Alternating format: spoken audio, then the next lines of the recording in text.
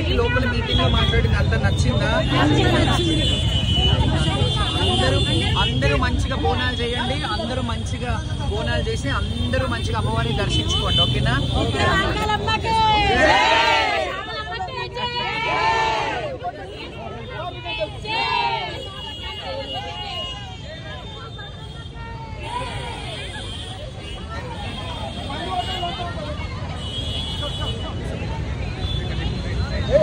బండి రైట్ బండి చలో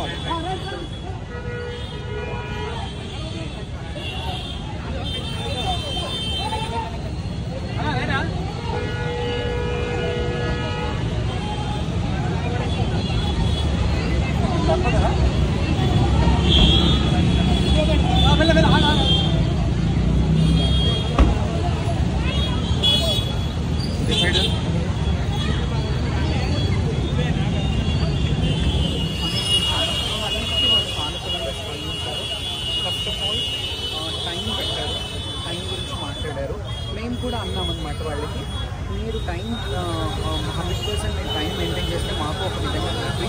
బికాజ్ లక్షలాది జనం వచ్చే దాంట్లో మేము కూడా మొత్తం హోల్ డేని ఇబ్బంది పెట్టలేము వాళ్ళని, కాబట్టి మేము టైం ఇస్తామని చెప్పాము. వాళ్ళు ఇచ్చిన టైంని మేము స్వీకరిస్తున్నామని చెప్పాము.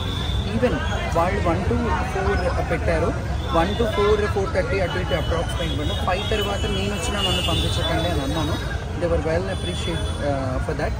అండ్ అందరూ శివశక్తులు హ్యాపీగా బోనాలు చేసుకోండి. అండ్ గుళ్ళో దర్శనం అవ్వదు, యాక్చువల్లీ బోనం ఎక్కంగానే రిటర్న్ అవుతాము. ఆ ప్రస్తావన ఒకటి తీశాను, దాని గురించి కూడా వాళ్ళు సానుకూలంగా స్పందించి ఎలా వెళ్ళాలి దర్శనం రూట్ మ్యాపింగ్ చేస్తామని చెప్పారు. అండ్ స్పెషల్గా టెంపుల్కి ఎండోమెంట్ టెంపుల్ తరఫున వేరే ఆఫీసర్ని అలౌట్ చేసి అన్నపూర్ణ గారు గతంలో చేసిన ఆవిడ అనుభవజ్ఞురాలు కాబట్టి ఆవిడని పిలిపించి ఈ కార్యక్రమాలు చేయాలి. 3 days ఆవిడని స్పెషల్గా ఇన్ఛార్జ్ వేశారు. ఆవిడ దగ్గరుండి జోగినీస్కి కానీ శివశక్తులు కానీ ఎవరు వచ్చినా ఆవిడ రిసీవ్ చేసుకునే విధంగా ఆవిడని ఇన్ఛార్జ్ వేశారు, విచ్ ఈస్ వెరీ గుడ్. ఇప్పటివరకు అలా ఎప్పుడు జరగలేదు. అంటే ఉన్న ఈవో కూడా అక్కడ ఉండడం, లేకపోతే ప్రోటోకాల్ చూసుకోవడము అక్కడ మిస్ అయ్యేది. ఇప్పుడు అట్లా కాకుండా ఒక స్పెషల్ టీమ్ని పెట్టారు మాకు. అండ్ ఫర్ దట్ మేము చాలా థ్యాంక్ఫుల్ టు గవర్నమెంట్. ఒకవేళ అది సక్సెస్ఫుల్ అవుతే డెఫినెట్గా వాళ్ళు అనుకున్న విధంగా చేస్తే గట్లా మాకైతే హ్యాపీ ఉంది ఇప్పటి వరకు.